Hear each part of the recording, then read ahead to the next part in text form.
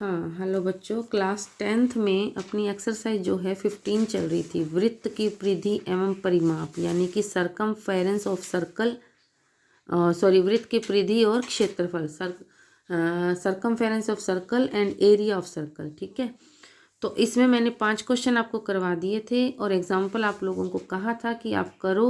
अब कह देती हूँ, अगर आप लोगों ने नहीं ध्यान दिया, एग्जाम्पल भी इसके इम्पोर्टेंट है, करवाए इसलिए नहीं क्योंकि बुक में हल किए हुए हैं।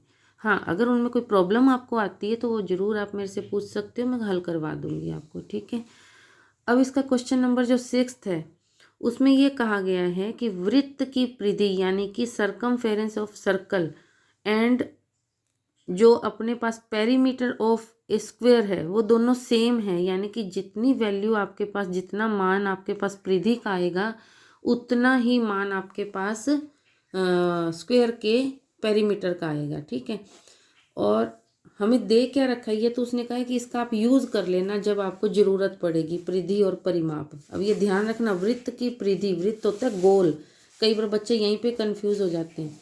वृत्त गोल चूड़ी की तरह, वर्ग स्क्वायर चौरस डिब्बा, एकदम चौकोर डिब्बा। ठीक है, वर्ग, तो ये ध्यान रखना, इस बात को गड़बड़ करते हैं। हमें दे क्या रखा है, वर्ग का परिमाप यानी चौकोर डिब्बे का, स्क्वायर का क्षेत्रफल सॉरी दे रखा है 484 यानी 484 स्क्वायर मीटर। मैंने इसलिए नहीं लिखा क्योंकि रकम तो आपके पास है ही बेटा, स्क्वायर मीटर है। ओके, अब इसके बाद इस क्षेत्रफल की सहायता से हम इसकी साइड पे पहुंचेंगे। वर्ग का क्षेत्रफल यानी स्क्वायर का एरिया, एरिया किसके इक्वल होता है, भुजा की square, side square is equal to 484। तो भुजा की वैल्यू निकालनी, मैंने साइड पे ही आपको स्क्वायर रूट भी निकाल के बता दिए, 22 आएगा। ओके, ये 22 आ गया। अब है वर्ग का परिमाप, वर्ग का परिमाप मतलब पेरीमीटर ऑफ स्क्वायर, चौकोर डिब्बे का। मैं बार बार इसलिए बोलती हूँ ताकि आपको ध्यान रहे, वर्ग चौकोर वृत्त गोल। ओके, 4 गुना साइड यानी 4 इंटू मल्टीप्लाई में साइड, 4 गुना साइड की वैल्यू क्या निकाली 22, इंटू किया मल्टीप्लाई किया तो 88 मीटर। ठीक है, स्क्वायर मत लगा देना क्योंकि ये सिंगल यूनिट होती है, क्योंकि भुजा एक टाइम आई है ना, इसलिए सिंगल यूनिट है। और स्क्वायर में भुजा 2 टाइम आती है, यानी कि मीटर इंटू मीटर भी तो बनेगा, इसलिए मीटर स्क्वायर लगाते हैं पीछे से। ठीक है, अब है वृत्त की परिधि। अब हमें इसका परिमाप मिल गया।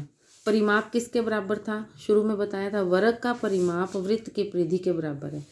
तो वृत्त की सरकमफेरेंस क्या है 88, क्योंकि हमने इसका परिमाप निकाला वो सेम है तो 88। अब सरकमफेरेंस का formula 2 pi r is equal to 88। यहाँ से आर यानी रेडियस की वैल्यू फाइंड करेंगे, त्रिज्या की। 88 डिवाइड बाई 2 इंटू पाई आएगा ना, पाई की वैल्यू पुट कर दी 22/7, 22/7, 7 ऊपर जाएगा तो ये हो गया 88 डिवाइड बाई 2 इंटू पाई की वैल्यू 22/7, 7 ऊपर आ गया। 22 की टेबल पे इसको काटोगे तो 4 पे कटेगा और 2 2 जा 4 होता है, तो 7 2 जा 14 मीटर आ गई रेडियस की वैल्यू। बाकी कटिंग करना तो बेटा आपको अपने हिसाब से करना पड़ेगा, क्योंकि कट करना कभी भी कोई किसी को नहीं बता सकता। हाँ, समझाया जा सकता है लेकिन नकल नहीं कर सकते आप। ठीक है, क्योंकि गड़बड़ कर देते हैं।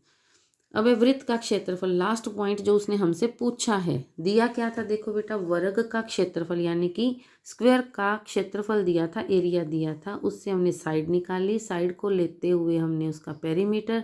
अब पेरीमीटर और सरकमफेरेंस सेम थी, लेते हुए रेडियस की वैल्यू फाइंड की। अब रेडियस की सहायता से हम एरिया ऑफ सर्कल फाइंड करेंगे, पाई आर स्क्वायर। पाई आर की वैल्यू 14 है, 14 इंटू 14 स्क्वायर था ना।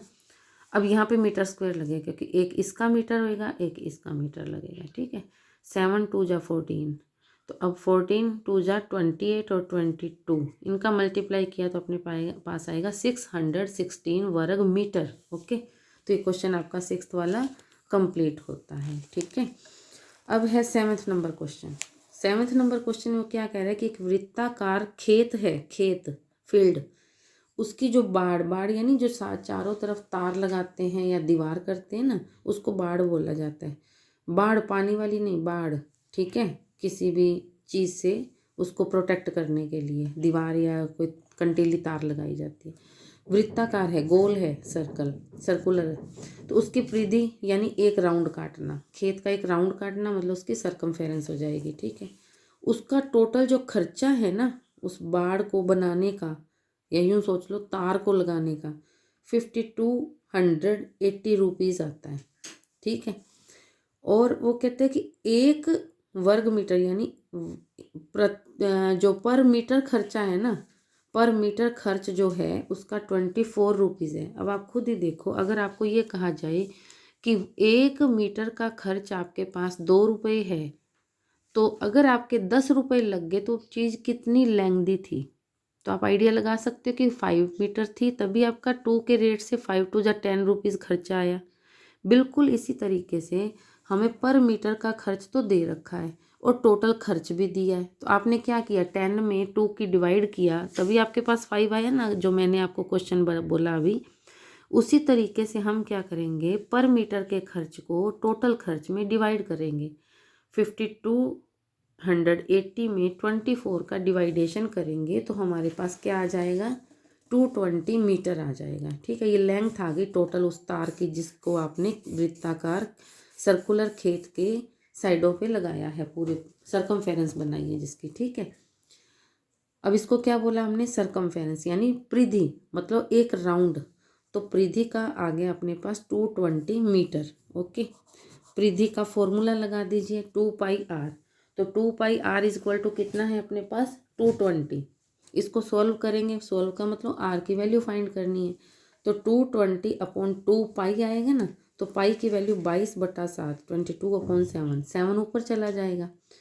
22 1 जा 22 और 0 एज इट, 5 2 की टेबल पे 2 5 जा 10 होता है, 5 7 जा 35 मीटर आर की वैल्यू आई है ये। ठीक है, अब उसने कहा है कि खेत की जुताई करवानी है। जुताई का मतलब जैसे खेत को सेट करना है आपको, और बातों से मतलब नहीं है, आपको सिर्फ ये देखना है कि हमने निकालना क्या है। जब जुताई की बात आती है तो खेत के अंदर चले ना हम, तो उसको कहते हैं एरिया ऑफ सर्कल। किसी भी शेप में जब अंदर सारा काम हो रहा है ना तो उसको एरिया से लिया जाता है। ठीक है, तो उसका एरिया क्या होता है सर्कल का, πr²।